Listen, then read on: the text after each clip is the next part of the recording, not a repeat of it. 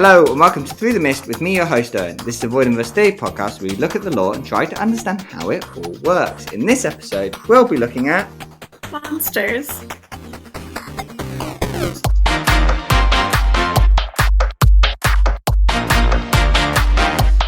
Woo! Welcome back everybody, every person, every human out there, and the dog. If there's a dog listening, hello dog. Yes, welcome back Mistbusters. Hope you've had a good month. I've had a pretty good one. Meg, how's your month been? Oh God, how has it been? Good, busy, but good. That's right, everybody. We've got a guest. It's Megs. Say hi, Megs. Hi, everybody. First ever repeat guest. Look at this. Whoop, whoop. Very honored. Yes. So today we are going to be looking at monsters again. Yay! Woo! But this time we're going to be trying to define what a monster is. That's like the purpose. So it's kind of a part 2 to last episode, but like a mini part 2. It's more like defining what biologically. There we go. Biologically, what a monster is, in a similar vein to what makes a mammal a mammal. Obviously, there's things like platypuses that throw this entire idea and category system out the window. However, we're humans. We like categories. We like neat little boxes, and we try to fit everything into said neat little boxes, so we're going to create a new neat little box. I love that. But before we get into it, we can review the question I put out to everyone. The audience feedback section. Mistbusters give us information. Yay! Fun times. So I put on Spotify, if you didn't realise, you can do polls, and sometimes I put one up, sometimes I don't. It's up to you. The Spotify was Go Proof Equal Monster? ? Excellent. We got 2 yays and no nays. So the yays have it. I don't know what that means, but I just thought it'd be fun, and I thought I'd reveal the results in the episode, because why not? Yeah, seems relevant. Yeah, exactly. We're going to discuss if we agree with those 2 people that said yay, basically. It's what's going to happen today. We're going to see if we agree with the 2 people that say yay, and the no people that said nay. Like a horse. I also, as usual, did an Instagram question. What makes a monster? We got some replies. I think, Megan, you're like the top one from RM, which is the gods. Accurate. I saw that and went, good thing I've got Megs on guesting on this one. Yeah. We've also got one from Maddie, which it's a bit weird, but why not? Bad guy makes monster make mash make excellent dinner, and you know what? I agree with 80% of that sentence. So the first 80% right. You're just not gonna. I'm not gonna say which percentage. That's which part. It's up to people to have determine, a little mystery. Exactly. Okay. You gotta be mysterious. Can't give everything. Got it. Also, Darian, recurring segment. Darian's segment is now here, guys. This is it. We've got it for the month. The Darian segment. If a creature has a weird body for mortals to discover the corpse, it's a monster that dusts. And I like that. That kind of works, but then also kind of doesn't. So we're gonna use that moving forward. I think parts of that. So, and then from Magical Mythical Podcast, we got greed/determination, which, I mean, again, hi Megs. I feel like that's a very you answer. That's like the morality of being a monster, which is interesting. As far as that's probably also correct.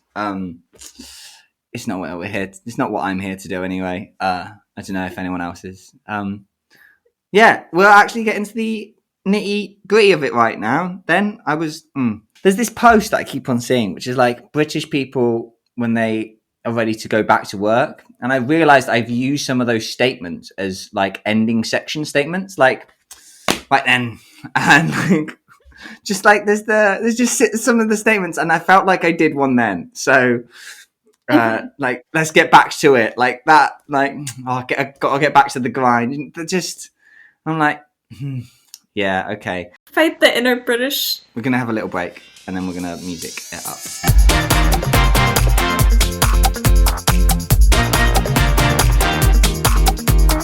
Okay, we're going to run through some of the key points from the last episode. for people that weren't listening or have forgotten, which I feel like is just both. Good thing, you know?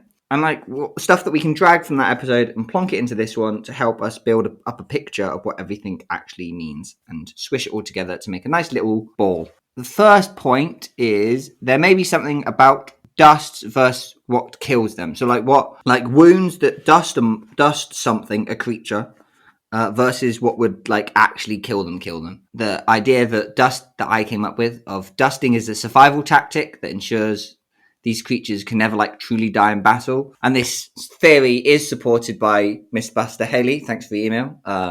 And your other comment has been noted, and it will get talked about in a later date. Like, and then you've got our monsters immortal, just in a different way than the gods, and it seems kind of like yes. And then you've got the whole exponential growth of it all, and like which I talked about at some point in the past of like you got the groups of monsters versus like individual monsters, like the Minotaur versus the Telkis. Because if it is a survival tactic, it means that it doesn't mean that they're immortal beings like themselves. The monsters themselves aren't immortal, like, but not like the gods because they don't have Inca bloods and whatnot. They are immortal as an idea, and then they dust so they don't get mortally wounded because they are mortal in some sense. Yeah. So creatures that dust are immortal, but like they don't have Inca in their veins. That's the key points from the last one. I think is where it ended up in my head was creatures that dust are immortal, but they don't have Inca. Otherwise, they would bleed like a god. Right. Yeah, because if we look at like Prometheus, who's a god, who's constantly being attacked, he's just always bleeding, but he'll never run out. And like Ares in the books gets stabbed and starts to bleed. So there's what's the word? Evidence. There's evidence for this. There's evidence. I also thought it would be useful to have a dip into the non-Greco-Roman world because we are talking about the Royal here, and as much as we can focus heavily on the fact that Percy Jackson is the main character for the entire universe, these other books do technically exist in the same universe. We need to look at it. So from what I can remember and a little bit of research, there aren't really monsters in the Crane Chronicles in the same way because all the beings in the universe are gods in some way.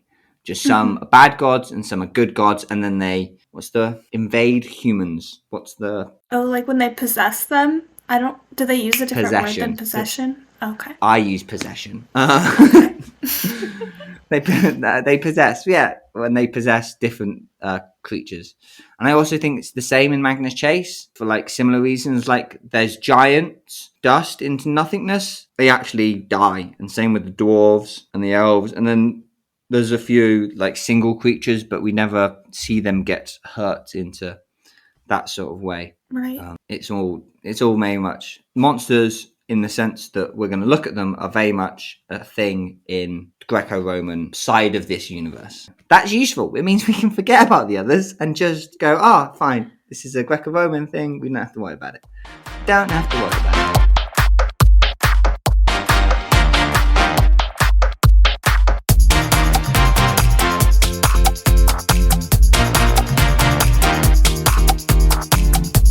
So now we recapped all that stuff and got into a place where we all are on the same page. We all know what we're talking about. Let's see if we can work out what a monster actually is. You got any thoughts on this, Megs? Any thoughts at all? Well, I know a lot of the comments and things have been about them turning into dust, which obviously seems like a compelling reason of what is a monster. But then the other side of that is that they regenerate in Tartarus. And so they seem to be the only immortal creatures who have to be reborn in the worst part of the underworld from a gross pus bubble. And so to me, that whole process of being dusted and then being regenerated in Tartarus, that seems like that could be the biological category of monster. Yes, I like this. It seems nice. This seems to work because you can take away Pegasus from that group and what we were talking about last time with the Gauls and stuff. You can remove that from that group because they don't get reborn in Tartarus. Pegasus is like a platypus of monsters almost. They're just the exception. Yeah, Pegasus are the platypus monsters. They are very much on the Darien side of that, with the point of they dust because then mortals don't find their skeleton. That's why Pegasus is dust, not because they are going to get reborn in Tartarus, which is why monsters. Right. Yeah, because they like need. I guess because they can't have like two bodies existing. I doubt that it's like about literally their body being moved. I'm sure they just get a new body and are just like the same monster. But you don't want to have like 1,000 corpses of the same. Like if monsters are immortal, if we were just leaving their bodies, those would really start piling up because they're getting killed and reborn all the time, and that would be a real problem. There'd be a proper stack of minotaurs. Yeah, and wouldn't that be so upsetting to be like walking through Central Park and there just be monster corpses? That seems horrible. You're probably right, because they are reoccurring. It's built into the fabric of the universe that they're just kind of. We don't want these everywhere. No, and Hades is really good at death management, so it seems like something he would like think through practically. Yeah, but that's the. I always think about this with this sort of stuff is what came first, this process, because in universe and in like mythology, Hades isn't always there. He's there when we hear the stories about the heroes. Technically, you have the whole Titan reign before that. Yeah. So what was happening to dead people before Hades was like ruling the underworld? Well, humans didn't exist until the gods were in power. So did monsters? This is Well, and that's the other thing I was thinking is like, we find out that Nyx, the goddess of darkness, has all of these like pseudo children, and they don't need another parent. They're just like born from her, and they're cacodemons. I don't know if I'm saying that right. Cocoa Puffs. Yes, they're Cocoa Puffs, as Nico decides to call them by the end of the book. But I wonder if monsters have a similar relationship to Tartarus. Because, like, they're born of Tartarus, and that seems kind of like parental. Like, there's something about them being from him. And also, monsters are mostly evil. Like, they mostly have bad intentions. But they're not like kids in the sense that, like, Percy Jackson is the son of Sally Jackson. They seem more like kids in the sense that all these horrible creatures are born of Nyx. So maybe, like, all these horrible monsters are born of Tartarus. Yes. So that would mean that monsters were probably around before humans if, like, that's the case. Yeah. It's just because the Cyclopses exist beforehand, and they dust and are reborn in Tartarus, I believe. Do they? We never see them in Tartarus. Aren't the Cyclops sons of Poseidon? There's the original 3 Cyclopses, the Elder Cyclops, which aren't, and then like the sons of Poseidon and whatnot are like basically the variety of Cyclops that is the Elder Cyclops. Oh, wait, isn't that the same with Pegasus? Isn't Pegasus, like, a god's kid? Well, yeah, Poseidon and Medusa. Okay. Because it's weird. Right, because when Medusa was beheaded. Yeah, it pops out the neck. Naturally. And then, like, because then you've got the other variety of Cyclops, which you meet in everyone's favourite book, The Lost Hero, which are, like, evil Cyclops. And they definitely dust and go to Tartarus. Okay. We just don't see them in Tartarus, I don't think. Mar Gasket and that lot. Because they dust, and then they can just go and reform while they're standing there.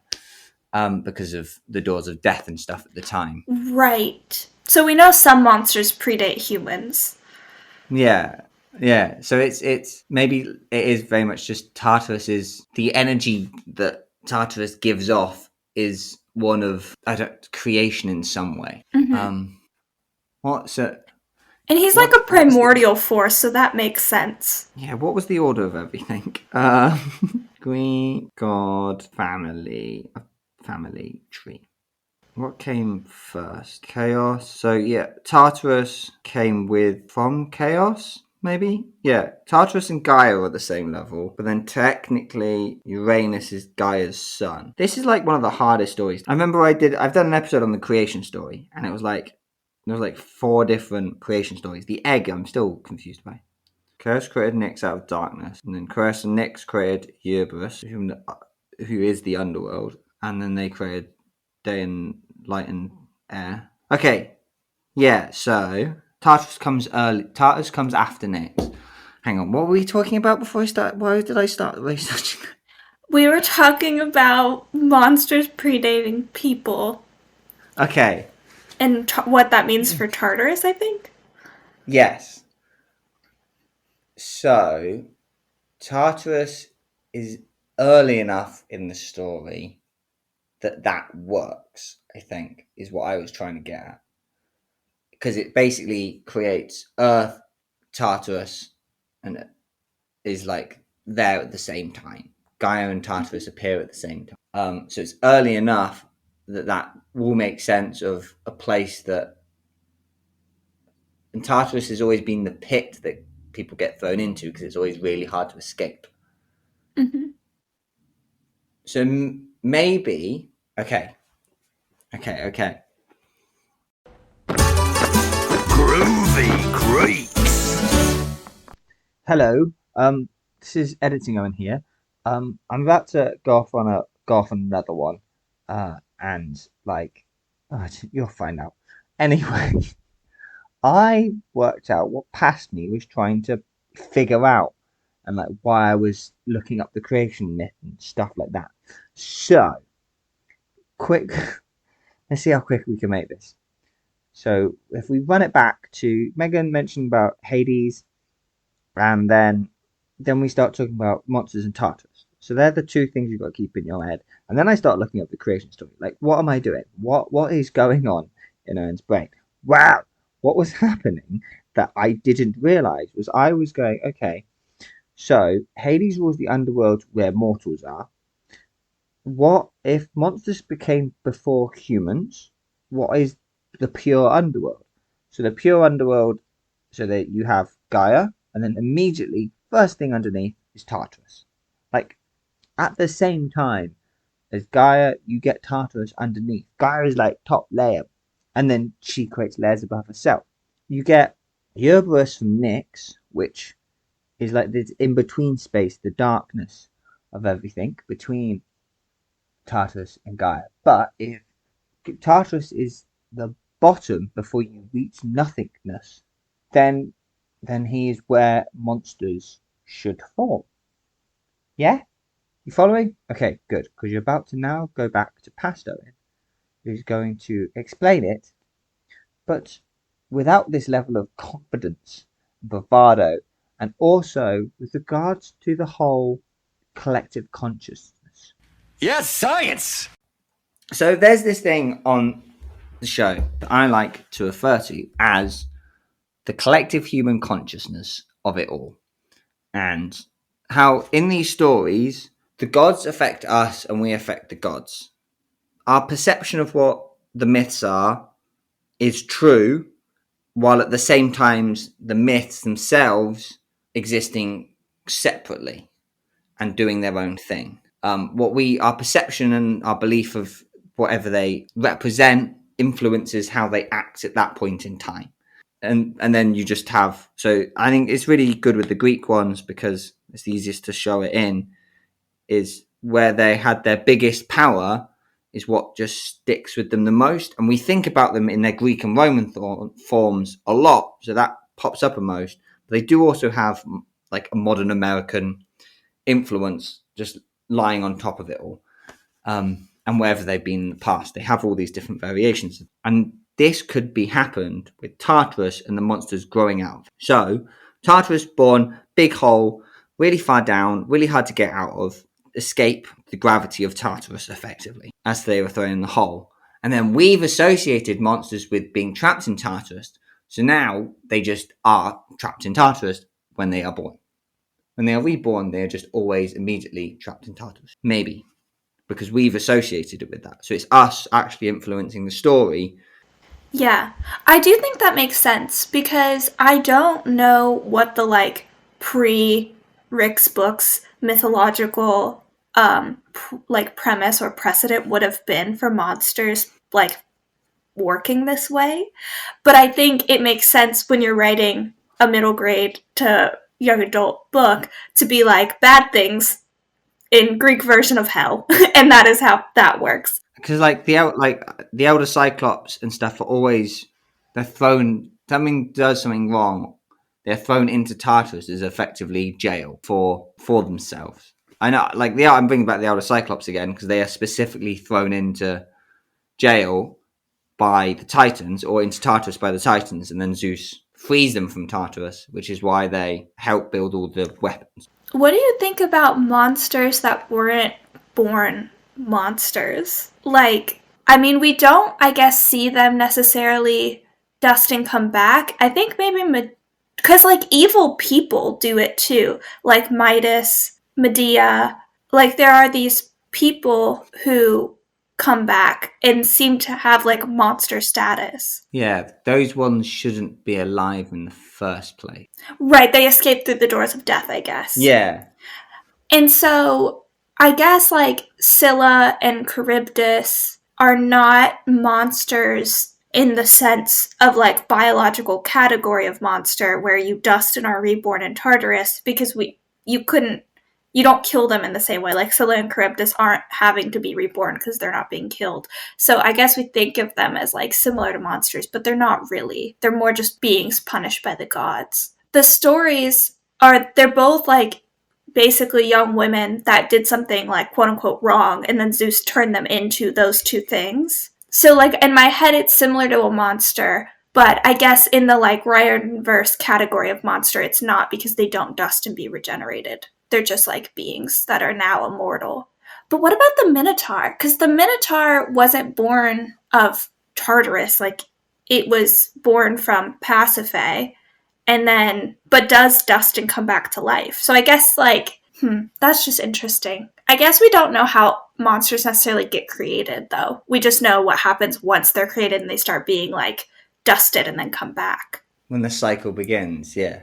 Yeah. But I guess like Cyclopses are born of Poseidon sometimes in dust. So I guess it doesn't matter who your parents are. No, I think when I did I did a whole episode because of exponentialism and human birth and how we've exponentially risen. It's like, how is the world not full of Telkines was like my example, because they have their own kids and they both have a normal lifetime, and then but they can also get dusted and reborn, like within that lifetime. Yeah, or it's like and like how, and with the collective human consciousness of it all, there's actually only a limited number that can ever exist. Yeah, that makes sense, because we can only remember. They can only get as big as we know of them. So that if they're more hidden, there's usually a smaller group. Because the gods could just cease to exist if we stopped believing in them. So like that could be population control for monsters. Yeah.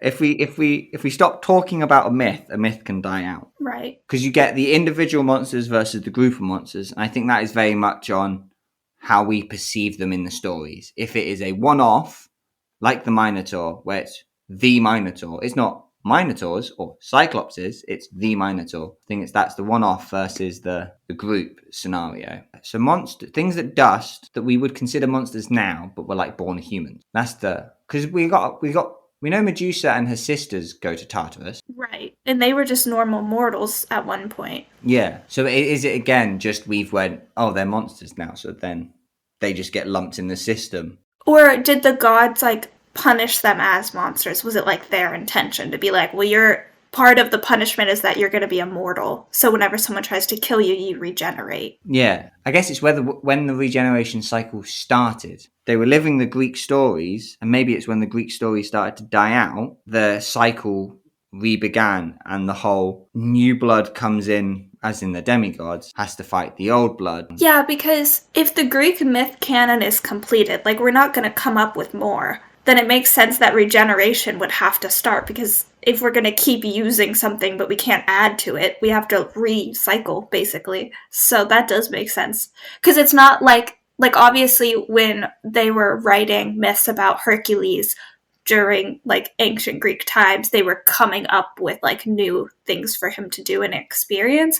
But now when we're coming up with myths about Percy and Annabeth, like we can't do that. We have to reuse things. So they have to regenerate. Yeah, and then you get the whole Rick's weird like symbolism of the whole new blood, same fight. Yeah. So I guess that's it. They just went. I think it might be how we categorized them in our stories. They were human and then they became monster, and because they became monster, they get reborn in Tartarus. And maybe that's why things like Pegasus Pegasi don't go into Tartarus, we consider them cool animals rather than monsters. Like if someone went list monsters, Pegasus, you wouldn't list Pegasus. Like that wouldn't be on your list of monsters. And neither would like the Gauls and the Germani. They wouldn't be on your list either. Yeah, so like part of it is just what we think is good and what we think is bad, and like what we would associate with. Like it would seem incongruous for something like Pegasus, which is supposed to be like beautiful and honorable, to come out of like the worst part of existence. Yeah, so instead they're half-blood horses that dust. Right. So I think that's a good discussion. Productive. I think. Okay, we now got to try and summarize this somehow, and I'm going to make a note of this so I can come back to it at any time.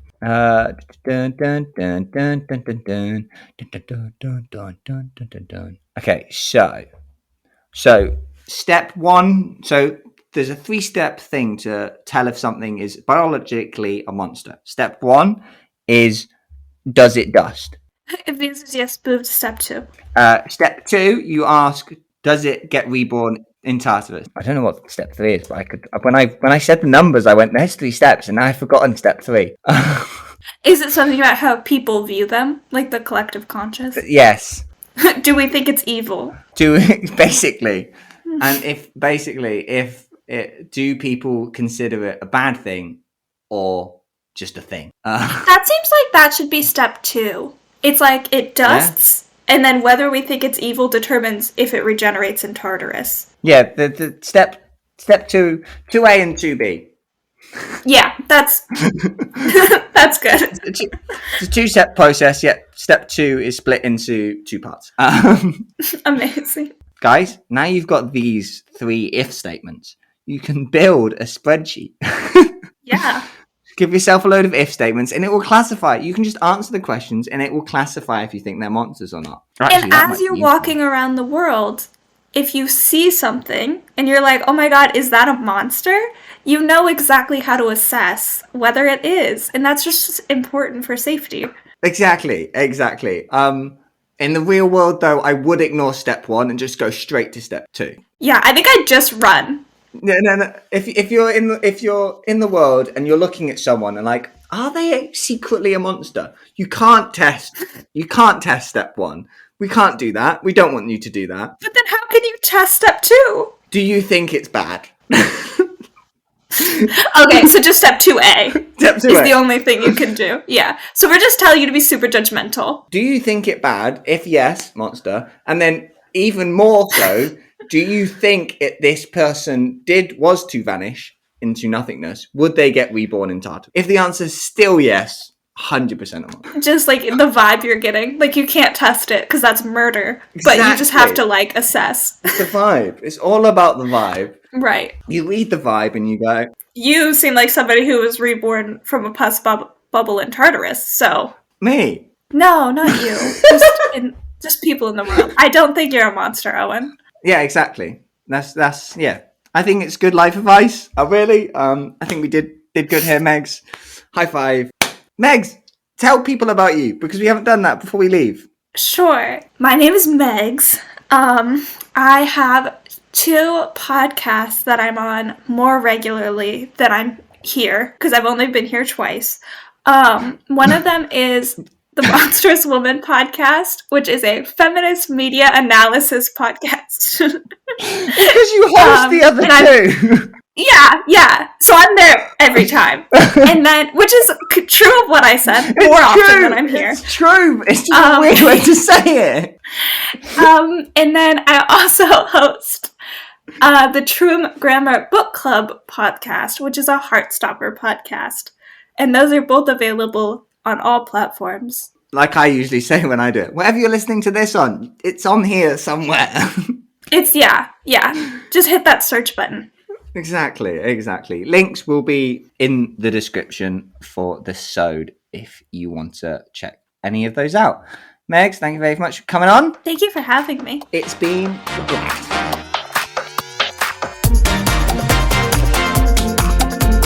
Thank you for indulging this theory. If you have any comments on this theory or theories of your own that you want me to discuss, you can email them through to through.t.mist@gmail.com, or you can follow on the Instagrams @through_mist. Make sure to like the podcast, subscribe to the podcast, do whatever you have to do to help get the podcast out there. I've been Owen, you've been Megs. And come back next time as we try to see